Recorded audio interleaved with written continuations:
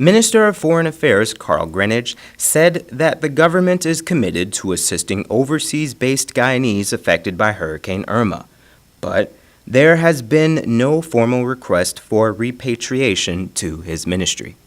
Caribbean heads of government had a teleconference on Saturday to make an assessment of where we are, and one of the things emerging from that, it's very clear that the destruction in some areas, and I'm thinking primarily of St. Martin's, St. Bart's, Anguilla, British Virgin Islands in particular, has been pretty dramatic.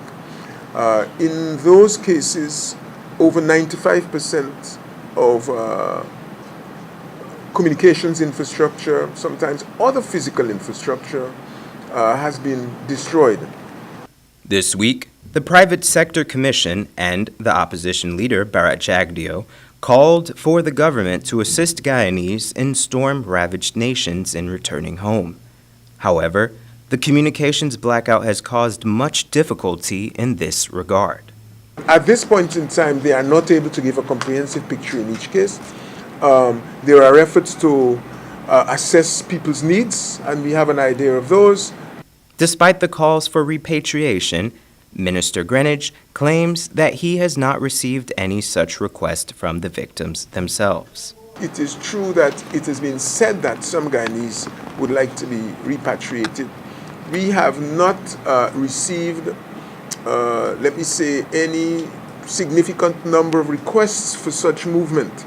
That is in part because, of course, communication is poor, but it is also because in some instances, the Guyanese who are in these locations would prefer, at least in the first instance, certainly where there are adults and are not injured, to remain and try to help to rebuild rather than to get up and leave at this point in time. It is understood that the absence of such a request does not necessarily indicate an absence of need. Prime Minister Moses Nagamutu has been tasked with managing Guyana's contribution to the relief effort.